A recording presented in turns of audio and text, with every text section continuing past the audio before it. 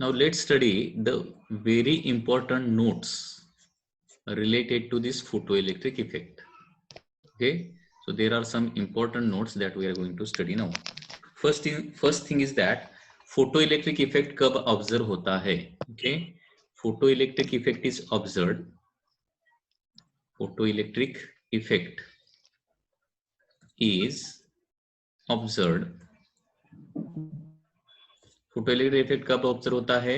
When frequency किससे ज्यादा होना चाहिए? थ्रेशोल्ड फ्रीक्वेंसी से ज्यादा होना चाहिए, या फिर वेवलेंथ क्या होना चाहिए? लेस देन थ्रेशोल्ड वेवलेंथ होना चाहिए, या फिर एनर्जी ऑफ फोटोन क्या होना चाहिए? Energy of photon should be greater than work function होना चाहिए. Okay, that is 12,400 divided by lambda.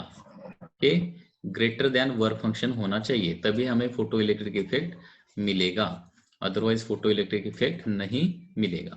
ठीक है.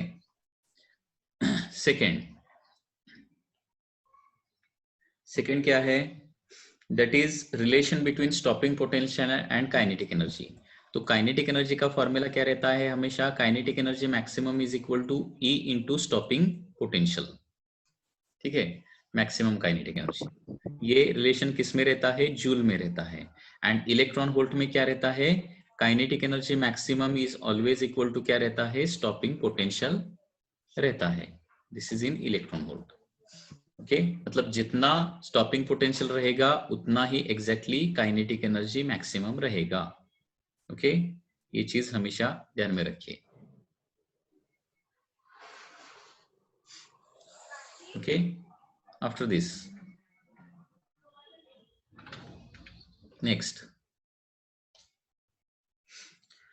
जब हम फ्रीक्वेंसी सपोज डबल करते हैं तो काइनेटिक एनर्जी या फिर स्टॉपिंग पोटेंशियल क्या होता है, ये हमें निकालना है. This is the third important note. Okay, when incident frequency is doubled, incident frequency अगर हम डबल करते हैं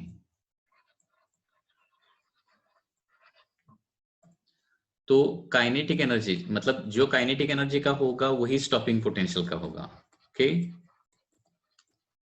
स्टॉपिंग पोटेंशियल क्या हो जाएगा? That is very important question now.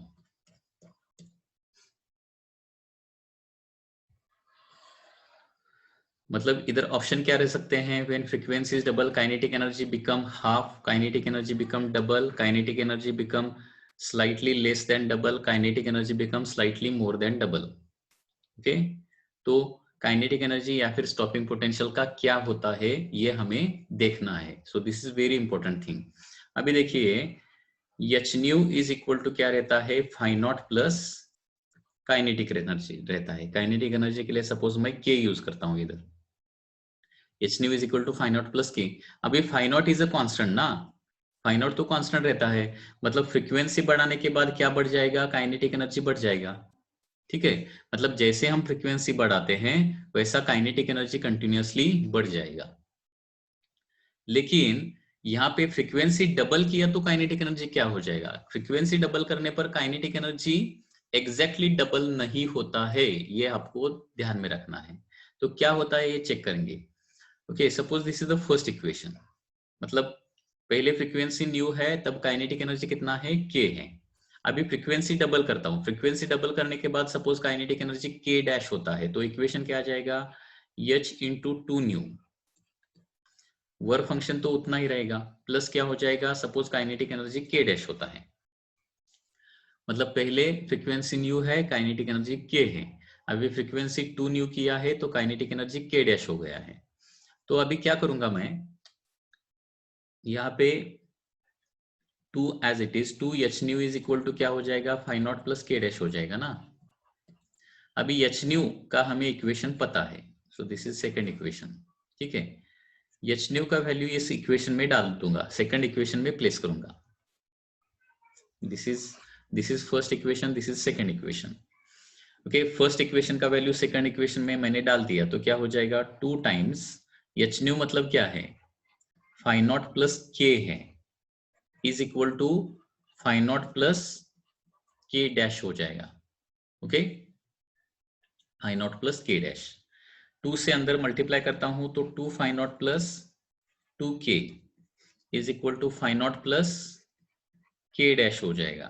And therefore k dash का फॉर्मूला क्या आ जाएगा, फाइ नॉट LHS को लेके जाता हूं तो फाइ नॉट LHS को लेके जाने के बाद 2 phi naught minus phi naught हो जाएगा।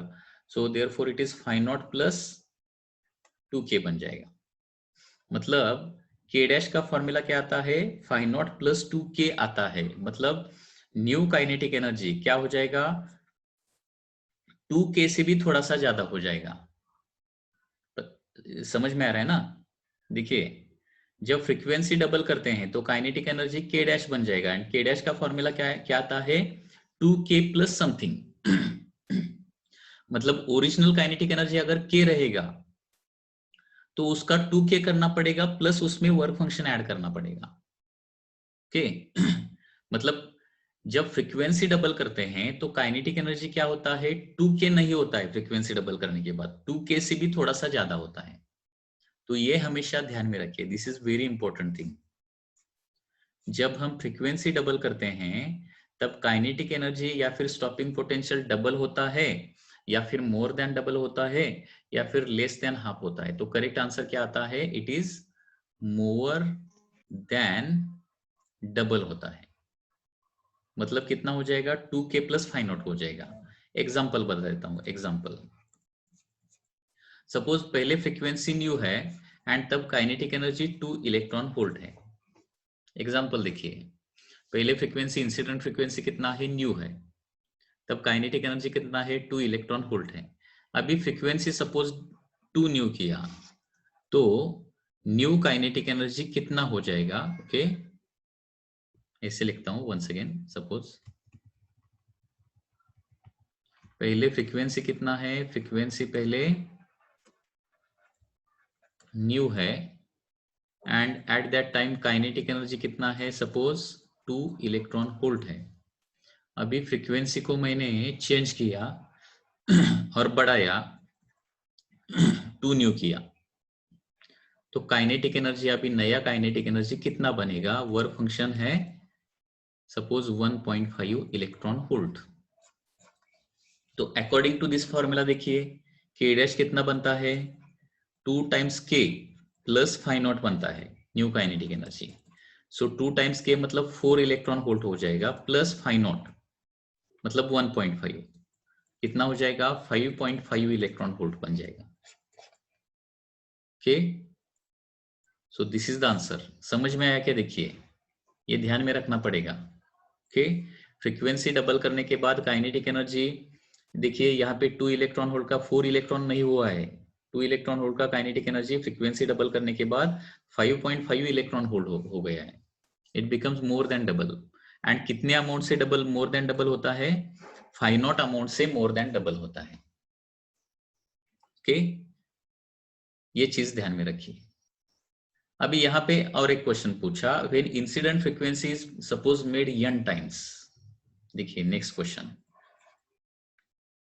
If incident frequency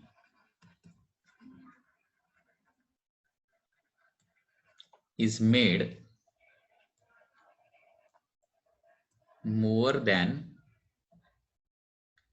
frequency is more than नहीं, if incident frequency is made n times, frequency हमने n टाइम्स किया तो काइनेटिक एनर्जी क्या बनेगा अभी, then kinetic energy become okay अगर ऑप्शन इस तरह से है, kinetic energy becomes n times, first option, kinetic energy becomes more than n times, kinetic energy becomes less than n times and none of this, तो correct option क्या आ जाएगा बताइए। If incident frequency is made n times तो kinetic energy n times बनेगा क्या, kinetic energy तो definitely बढ़ेगा। So exactly n times, less than n times और मोर देन n टाइम्स, कौन सा करेक्ट आंसर आ जाएगा, correct. Okay more than n times बनेगा। और एग्जैक्ट कितना बनेगा मोर देन n टाइम्स, ये कैसे निकालना है, देखिए वंस अगेन इक्वेशन लिखता हूं। तो पहले फ्रीक्वेंसी सपोज न्यू था, पहले फ्रीक्वेंसी कितना था, सपोज न्यू था, पहला इक्वेशन बनाऊंगा अभी। पहला फ्रीक्वेंसी सपोज न्यू था तब न्यू के लिए इक्वेशन आ जाएगा phi naught plus initial kinetic energy suppose K है। आगे अभी फ्रीक्वेंसी n टाइम्स किया तो h into frequency n times मतलब h n इंटू न्यू हो जाएगा phi naught plus new kinetic energy suppose अभी k डैश होता है। तो क्या करूंगा अभी h न्यू का वैल्यू इधर प्लेस करूंगा तो n will remain as it is. h nu का वैल्यू क्या है फाई नॉट प्लस k है is equal to phi naught plus k dash. ठीक है so therefore k dash will become k dash का फॉर्मूला अभी क्या आ जाएगा देखिए k dash is equal to phi naught इधर जाके सब्ट्रैक्ट होगा ना। एक मिनट स्टेप बाय स्टेप करता हूं इसको। पहले n से अंदर मल्टीप्लाई करता हूं n से मल्टीप्लाई करने के बाद n phi naught plus n k is equal to phi naught plus k dash. तो k dash is equal to phi naught इधर जाके सब्ट्रैक्ट करता हूं तो n phi naught minus phi naught मतलब n माइनस 1 फाई नॉट बचेगा plus n k। देखिए अभी kinetic energy new kinetic energy n k नहीं बनता है n k से भी थोड़ा सा ज्यादा बनता है मोर देन n टाइम्स। ठीक है और कितने अमाउंट से n minus 1 into phi naught इतने अमाउंट से ज्यादा बन जाता है। ठीक है मतलब सपोज एग्जांपल इस तरह से है सपोज पहले फ्रीक्वेंसी कितना है पहले फ्रीक्वेंसी न्यू है एंड उस time kinetic energy suppose 1 electron volt है। अभी फ्रीक्वेंसी सपोज मैंने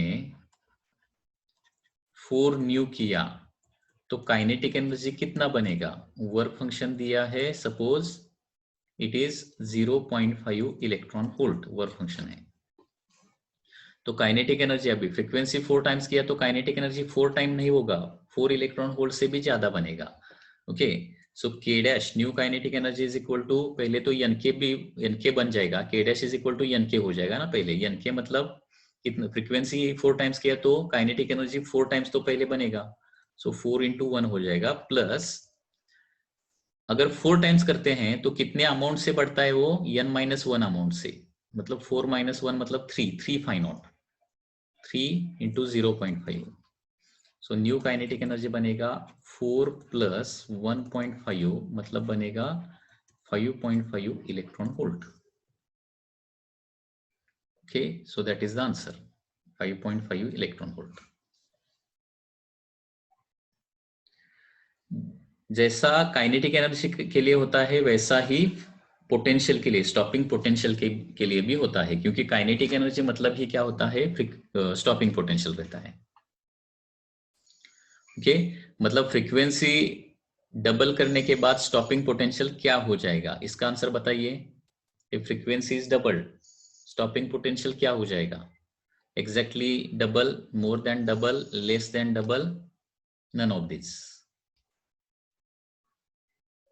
what will be your answer.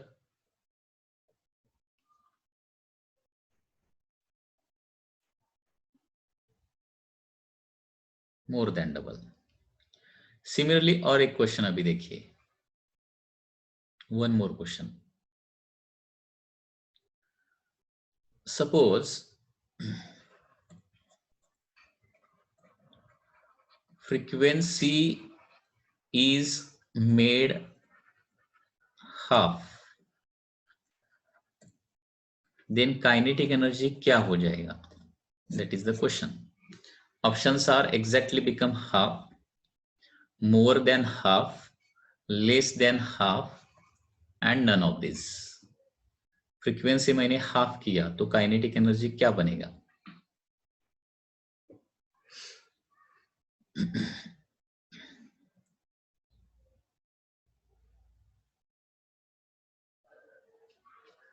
Calculate करके देखते हैं। पहला इक्वेशन क्या रहेगा सपोज फ्रीक्वेंसी पहले न्यू है तो पहला इक्वेशन बनेगा H nu is equal to phi naught plus K बनेगा। पहले काइनेटिक एनर्जी कितना है के है। ओके अभी क्या करता हूं फ्रीक्वेंसी को हाफ करता हूं तो नया काइनेटिक एनर्जी सपोज के डैश बन जाएगा। तो के डैश और के बीच में हमें रिलेशन निकालना है तो क्या करूंगा, एच न्यू को इधर रिप्लेस करूंगा। सेकंड इक्वेशन में फर्स्ट और सेकंड का कॉम्बिनेशन करूंगा। ओके, एच न्यू का वैल्यू फर्स्ट इक्वेशन से जो एच न्यू का वैल्यू आता है इधर प्लेस करूंगा। So phi naught plus K divided by 2 बनेगा ना। एच न्यू मतलब phi naught plus K divided by 2 is equal to phi naught plus K dash. Okay, so phi naught by 2 plus k by 2 is equal to phi naught plus k dash। तो अभी new kinetic energy k dash के लिए formula आ जाएगा, k by 2 तो as it is रहेगा। यहां पे क्या आ जाएगा अभी, phi naught by 2 minus phi naught, मतलब यहां पे माइनस phi naught by 2 बनेगा। मतलब k dash is equal to k by 2 minus something होता है, k by 2 माइनस समथिंग, मतलब k by 2 माइनस समथिंग मतलब लेस देन हाफ बन जाएगा। Less than half, it is not more than half. देखिए example करके देखते हैं। एग्जांपल सपोज पहले फ्रीक्वेंसी न्यू है एंड वहां पे काइनेटिक एनर्जी कितना है, सपोज 2 इलेक्ट्रॉन वोल्ट है। अभी फ्रीक्वेंसी मैंने न्यू बाय 2 किया, फ्रीक्वेंसी न्यू बाय 2 किया, तो अभी kinetic energy, new kinetic energy कितना बनेगा, work function is suppose 1 electron volt है। ओके, वर्क फंक्शन सपोज कितना है, 1 इलेक्ट्रॉन वोल्ट है। इस फॉर्मूला में डाल के देखता हूं अभी। So new kinetic energy k dash is equal to, पहले k बाई 2 तो हो जाता है मतलब 1 हो जाएगा। ओके, माइनस 1 बाई 2 मतलब 0.5। So answer is coming to be 0.5 electron volt. Okay, मतलब 2 का डायरेक्टली 1/4 हो गया है, मतलब लेस देन हाफ हो गया है। ओके, लेस देन हाफ, मतलब ये चीज हमेशा ध्यान में रखिए। फ्रीक्वेंसी डबल करते हैं तो काइनेटिक एनर्जी मोर देन डबल होता है, और फ्रीक्वेंसी को हाफ करते हैं तो kinetic energy less than half होता है।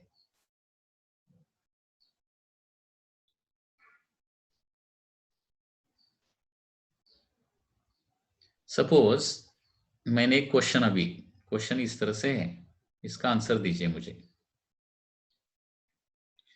I will ask you one question along with the options. Question is like this.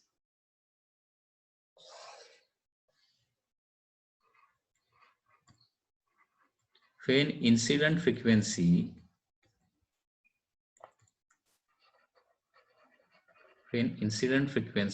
is 1.5 nu naught, kinetic energy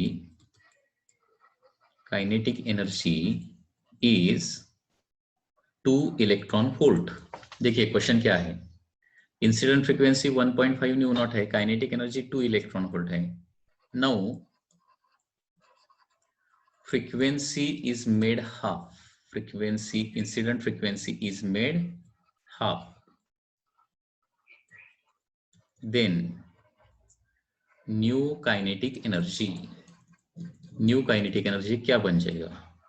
option first है 2 इलेक्ट्रॉन वोल्ट का हाफ कितना होता है, 1 इलेक्ट्रॉन वोल्ट।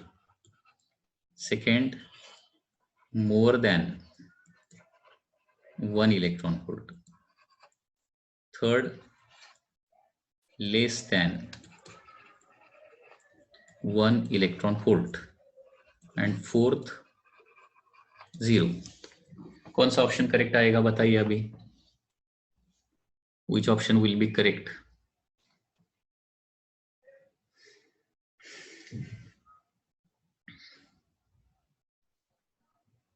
बहुत simple question है।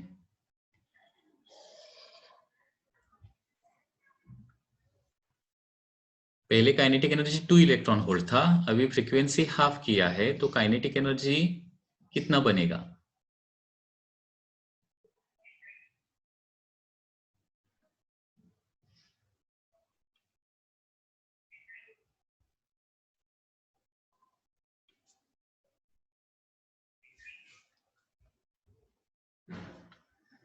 Correct answer here is 0.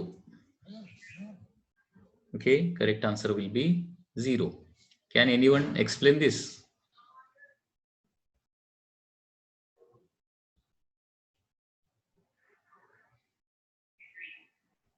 जब frequency हम कम करते हैं तो थोड़ा directly less than 1 electron volt नहीं लिखना चाहिए, थोड़ा सा थिंक करना चाहिए उस पर। फ्रीक्वेंसी डबल करते हैं तब, जब फ्रीक्वेंसी डबल करते हैं तो क्या होता है, kinetic energy definitely become more than double. लेकिन फ्रीक्वेंसी जब हाफ होता है तो kinetic energy less than half होता है या फिर जीरो भी हो सकता है। तो लेस देन हाफ होता है या फिर जीरो होता है, ये पहले चेक करना पड़ेगा, दोनों में से कौन सा ऑप्शन आएगा। That is a very important thing. Can anyone explain me this? थोड़ा समझ में आना चाहिए।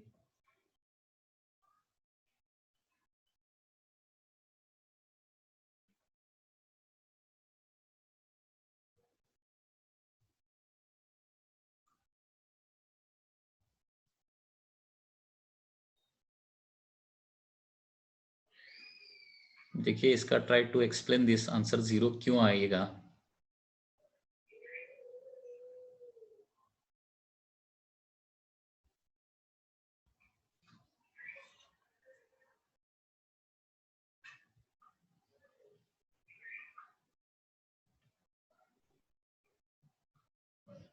Shailesh Mali is on the right way. Okay, हाँ, Prasad Ambekar is also correct.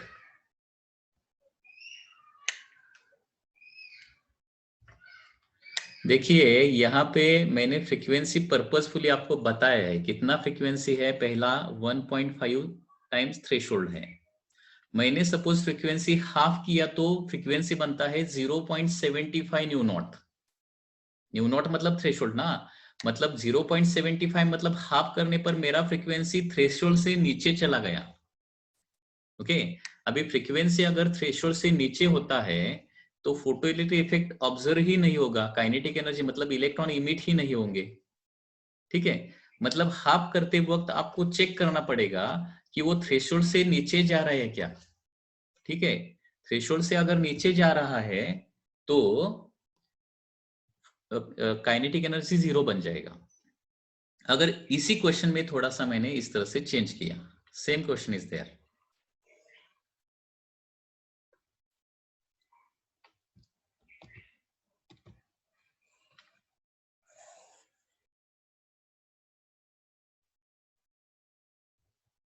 यही क्वेश्चन है, उसमें थोड़ा सा चेंज करता हूं अभी।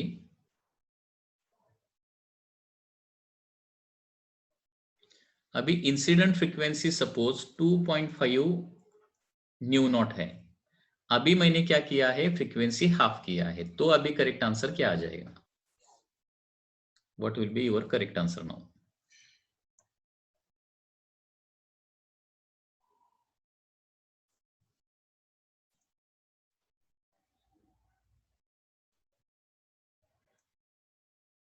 हाँ, अभी C answer will be correct. Okay, C will be your correct answer. तो ये चीज हाफ करते वक्त ये चीज आपको ध्यान में रखना पड़ेगा। ठीक है, फ्रीक्वेंसी जब हाफ करते हैं तो वो थ्रेशोल्ड से ऊपर ही रहना चाहिए, तभी kinetic energy less than half होता है, काइनेटिक एनर्जी रहेगा। ओके, लेकिन वो थ्रेशोल्ड से नीचे नहीं जाना चाहिए। थ्रेशोल्ड से नीचे जाता है इंसिडेंट फ्रीक्वेंसी तो इमिशन नहीं होगा, और इमिशन नहीं होगा मतलब काइनेटिक एनर्जी नहीं होगा। सो दो सिमिलर टाइप ऑफ क्वेश्चन है, थोड़ा सा मैंने सिर्फ चेंज किया है इसमें। ठीक है, तो ये थोड़ा सा ध्यान में रखिए। उसके बाद अभी देखिए नेक्स्ट कंसेप्ट।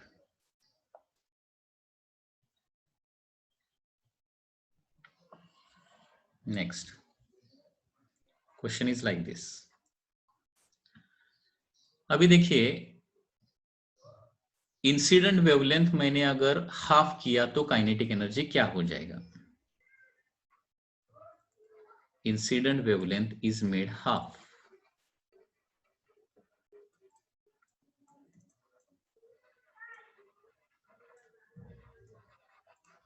ठीक है, देन काइनेटिक एनर्जी क्या हो जाएगा? Options are less than half, more than half, more than double, less than double. बताइए क्या हो जाएगा, बता सकते हैं आंसर? इंसिडेंट वेवलेंथ को मैंने क्या किया है, हाफ किया है, तो काइनेटिक एनर्जी क्या हो जाएगा। फ्रीक्वेंसी नहीं बताया, अभी वेवलेंथ के बारे में इंफॉर्मेशन दिया है।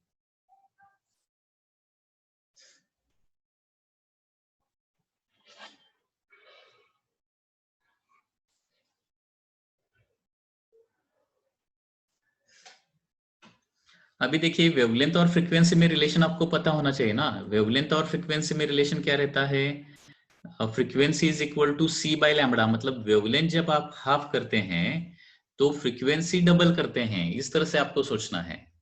वेवलेंथ हाफ करते हैं मतलब फ्रीक्वेंसी डबल करते हैं। तो फ्रीक्वेंसी डबल करने पर क्या होता है आपको पता है। सो अभी बताइए करेक्ट आंसर क्या आ जाएगा। Wavelength half means frequency double, और जब फ्रीक्वेंसी डबल होता है तो kinetic energy become more than double, that is the answer. Okay, अभी यहां पे देखिए वेवलेंथ डबल करते वक्त वो थ्रेशोल्ड वेवलेंथ से ऊपर नहीं जाना चाहिए, ये भी हमेशा ध्यान में रखिए। अगर मैंने सपोज ऐसा बोला कि इंसिडेंट वेवलेंथ डबल की जाए, incident wavelength is suppose doubled,